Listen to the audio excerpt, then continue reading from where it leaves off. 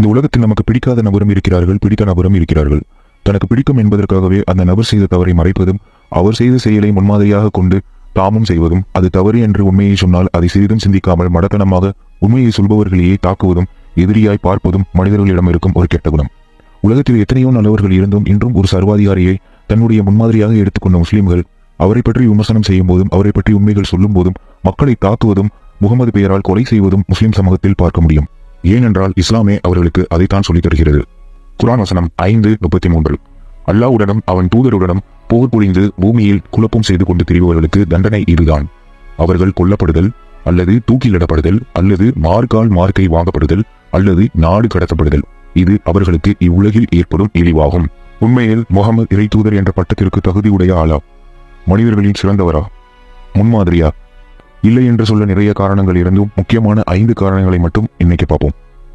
வணக்கம் தோழர்களே, நான் உங்க எக்ஸ் முஸ்லிம் தமிழன்.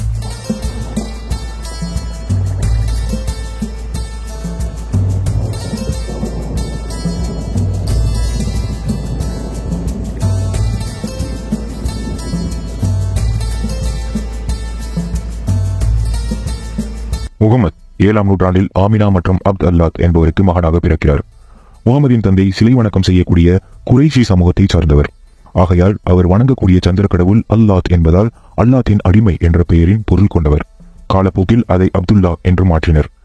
அதாவது அல்லாவின் அடிமை என்று பொருள் கொண்ட பெயராக மாற்றிவிட்டனர்.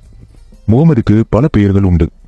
ஆனால் முகமதுடைய உண்மையான பெயர் ஹூத்தம் என்பதாக ஹயாத்தி முகமது, அதாவது லைஃப் ஆஃப் முகமது என்ற புத்தகத்தில் பக்கம் 29 உள்ளது. இந்த புத்தகத்தை எழுதியவர் முகமது ஹுசைன் ஹைக்கல். இவர் ஒரு எகிப்தியர், எழுத்தாளர், பத்திரிகையாளர் மற்றும் அரசியல்வாதி. முகமது என்பது பெயர் அல்ல, அது தனக்குத்தானே சூட்டிக் கொண்ட பட்டம். முகமது என்பதற்கு அர்த்தம் புகழுக்குரியவர், பிரைஸ்ட் ஒன் ஆர் பிரைஸ்வர்தி அப்படின்னு ஆங்கிலத்தில் சொல்வார்கள். அல்லாஹ் ஒருவனே புகழுக்குரியவன் என்று சொல்லிவிட்டு தனக்குத்தானே இப்படி ஒரு பட்டத்தை வைத்துக் கொண்டவர்தான் ஹூத்தம் என்னும் குறைசி குலத்தைச் சேர்ந்த அரபி. இன்றும் அரபுலகம் முகமதுடைய இயற்பெயரை மறைத்து வருகிறது. நியாயமாக அல்லாஹ்வை புகழக்கூடியவர் என்றுதானே பட்டம் வைத்துக் கொள்ள வேண்டும். அதை விட்டு ஏன் தன்னை புகழுக்குரியவன் என்று அழைக்க வேண்டும்? அடிமை முறை. முஸ்லிம்கள் முகமதை தூக்கி பிடிப்பதும், முகமது செய்த தவறான விடயத்தை நியாயப்படுத்தி பேசுவதும், உருட்டுவதும் வழக்கமான ஒன்று. அதே போல இந்த அடிமை முறை விஷயத்திலும் முஸ்லிம்கள் உருட்டக்கூடிய விஷயம் என்னன்னா, முகமது அடிமைகளுக்கு உரிமை கொடுத்தார், அவர்களை மரியாதையா நடத்தினார், எப்படியெல்லாம் உருட்டுவாங்க. இது சொல்ல உங்களுக்கு வெக்கமா இல்லையா? அடிமை முறையே மிகப்பெரிய கொடுமை என்பது அனைவரும் அறிவோம். ஒரு மனிதன் இன்னொரு மனிதனை அடிமையாக காலின் கீழ் வைத்து நசுக்குவது எப்படி சரியாக இருக்கும்? ஒரு இறை செய்தி சொல்ல வந்த இறை தூதர் இப்படிப்பட்ட கொடுமையான அடிமை முறைகளை ஒழித்திருக்க வேண்டும் தானே? இஸ்லாத்தில் ஏற்றத்தாழ்வு இல்லை, அனைவரும் சமம் என்ற கூற்று உண்மை என்றால் அங்கு அடிமை என்ற முறையே இருந்திருக்க கூடாது தானே? மாறாக முகமது காலத்தில் இந்த அடிமைகளை வாங்கும் மற்றும் விற்கும் சந்தை இருந்துள்ளது. இந்த அடிமை முறையை ஒருபோதும் முகமது வேண்டாம் என்றும் சொன்னதோ அல்லது இந்த கொடுமையை தடுக்கவோ முயன்றது இல்லை. முகமது முன்மாதிரியாகவும் வழிகாட்டியாகவும் ஏற்றுக்கொண்ட அநேக மக்கள் இருந்தார்கள். எனக்கு அடிமைகள் வேண்டாம், எனக்கு கீழ் அடிமைகள் என்று யாரையும் வைத்துக் கொள்ள மாட்டேன் என்று முகமது சொல்லியிருந்தால் அதை பார்த்த மக்கள் அவர்களும் அடிமைகளை தனக்கு கீழ் வைப்பதை செய்திருக்க மாட்டார்கள். இது படிப்படியாக குறைந்து அடிமை முறையை ஒளிந்திருக்கும். ஆனால் முகமது அடிமைகளை வைத்திருப்பதும் வாங்குவதும், 11 மனைவிகள் போதாது என்று பாலியல் அடிமைகளை வேறு வைத்திருப்பதும், அடிமைகளை பரிசாக கொடுக்க சொல்லுவதும், இஸ்லாத்தை ஏற்றால் மட்டும் அந்த அடிமையை விடுவிப்பதும் செயல்முறைப்படுத்தியதாக ஹதீஸ்களில் ஆதாரம் உள்ளது. பிலால் ரலியல்லாஹு அன்ஹு அவர்கள் ஒரு நீக்ரோ இனத்தைச் சேர்ந்தவர். அவர் ஒரு அடிமையாக இருந்தார். அவர் இஸ்லாத்தை ஏற்றபடியால் அடிமையில் இருந்து விடுவிக்கப்பட்டார் என்பது வரலாறு. முகமதின் குழந்தை திருமணம். There is not an out of doubt as far as the age of Aisha radiallahu anha was concerned. The marriage was contracted at the age of 6 and consummated at the age of 9 with Prophet Muhammad, peace be upon him. It is mentioned in the Sahihain. It is a muttafiq alayh. It's mentioned in Sahih Bukhari and Sahih Muslim. It is without doubt. The sanad is absolutely sahih. ஆயிஷாவை 6 வயதில் திருமணம் செய்து 9 வயதில் அந்த குழந்தையை வன்புணர்வு செய்தார் என்பது உண்மை. முஸ்லிம்கள் 1000 சொன்னாலும் 6 வயது குழந்தையை திருமணம் செய்தது 100% குற்றம்தான். முஸ்லிம்களே, வாய் கூசாமல் இந்த கொடூரத்தை எப்படி நியாயம் என்று உங்களால் பேச முடிகிறது? Mary Aisha radiallahu anha consummated the marriage at the age of 9. Was he a pedophilic? Nauz billah. Allah forbid. Before I come to the answer, first let us discuss that 1400 years ago, it was common, it was not uncommon that men married women of the age of 9 to 15. It was common 1400 years ago. அப்படின்னா அன்றைக்கு இருந்த 1400 ஆண்டுகளுக்கு முன்னாடி இருந்த தலைமுறையின் பெண்கள் ஸ்ட்ராங்கா இருந்தாங்க. எல்லாத்தையும் ஃபேஸ் பண்ற அளவுக்கு பெரிய பெண்களாகவே இருந்தார்கள் அப்படிங்கிற விஷயங்கள் எல்லாம் அந்த காலத்துல இருந்து செய்திகளாக நமக்கு கிடைக்குது. என்னன்னா பாதிக்கப்பட்டுட்டேன் அப்படின்னு யார் சொல்லணும்? அந்த விக்டிம் தான் சொல்லணும். பாதிக்கப்பட்டிருந்தால் அதாவது ஒரு விஷயம் எனக்கு பாதிப்புன்னா அதை நான் தான் சொல்லணும். நீ பாதிக்கப்பட்ட நீ சொல்றது கிடையாது. அப்ப இந்த திருமண வாழ்க்கையினால நான் தான் பாதிக்கப்பட்டேன்னா அன்னை ஆயிஷா தான் சொல்லணும். ஐயோ, ஒரு பைத்தியக்கார பைலட் அந்த நாடு மக்களும் மாட்டிக்கிட்டு படுற பாடு. சரி சரி சரி, என்ன ரொம்ப திட்டவும் முடியல. ஒரு அளவுக்கு மேலே வேணால் வேறு ஏதாவது வார்த்தையை பேசி விட்டுருமோன்னு வேற பயமாக இருக்குது. பயமாக இருக்குது. ஐயோ, இப்படி ஒரு பைத்தியக்கார கூட்டத்திட்ட இன்னொன்று என்ன பண்ணுறதுன்னு தெரியல.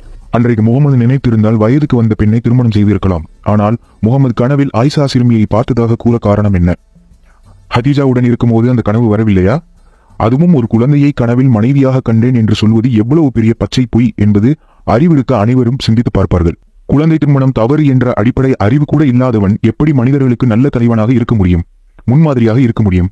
ஒரு இறை தூதர் ஒரு அநியாயத்தை தடுத்து அதை செய்ய விடாமல் மக்களை நல்வழிப்படுத்தவே இறைவன் உன்னை தேர்ந்தெடுத்தான் என்றால் நீ அந்த அநியாயத்தை நிகழ்த்தி 9 வயதில் அந்த குழந்தையை வன்புணர்வு செய்தது எப்படி சரியாக இருக்கும்?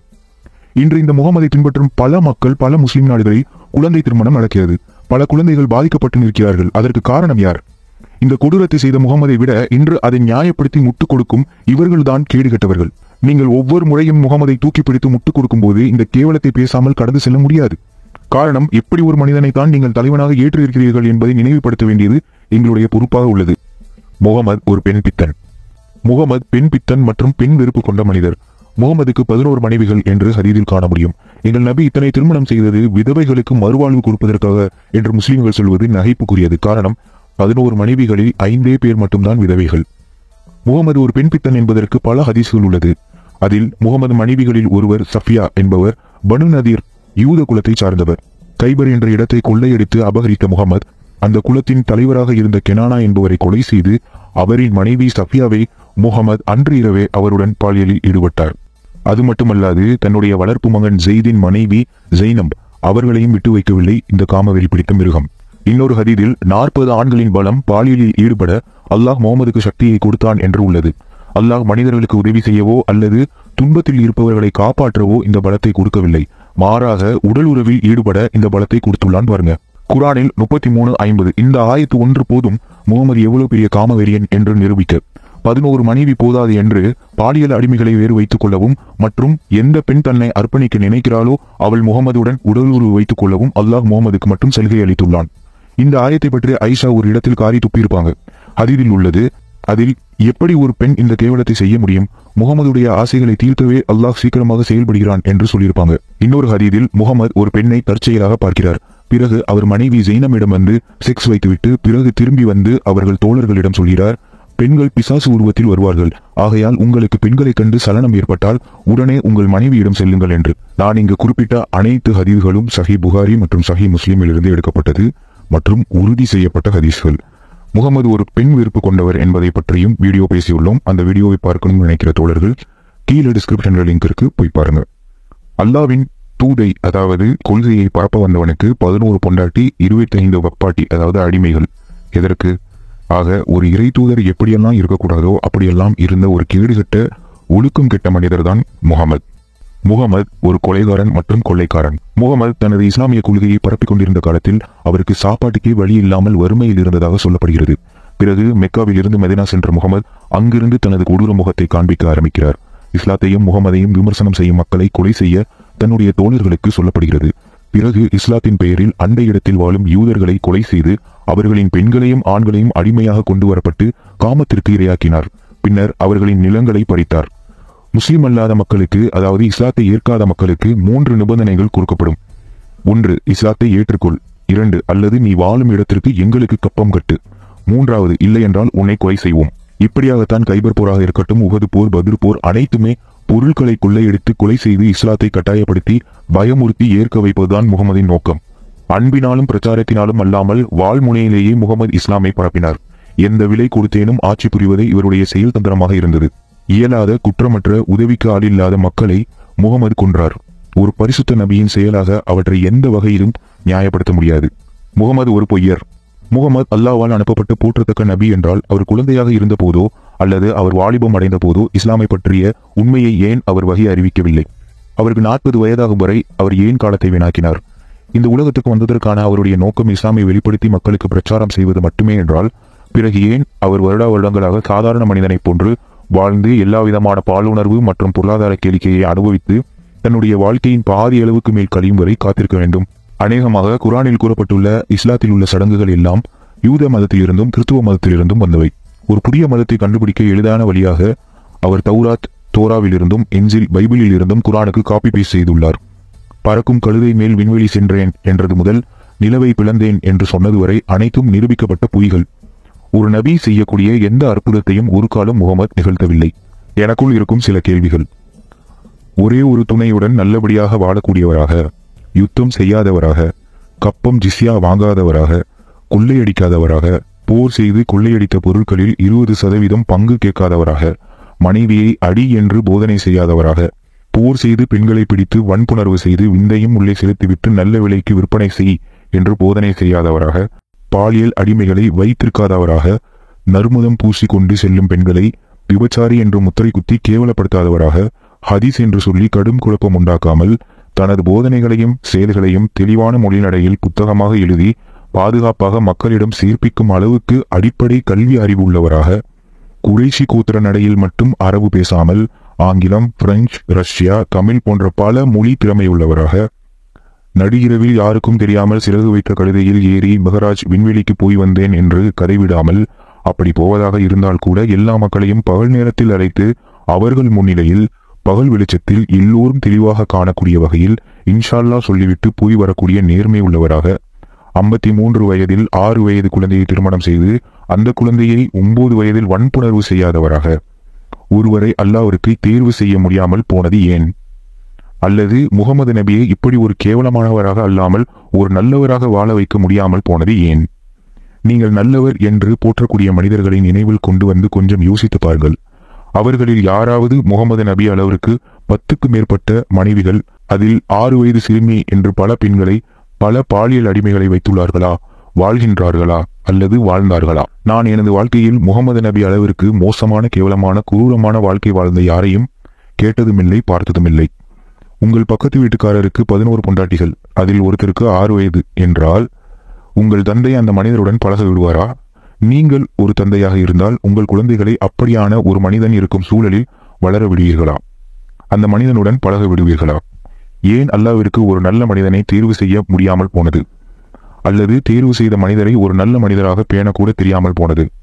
அல்லாஹ் திறமை இல்லாத ஒரு இறைவனா? உண்மையில் அல்லாஹ் என்ற இறைவன் முகமது அவர்களை நபியாக தேர்வு செய்தாரா?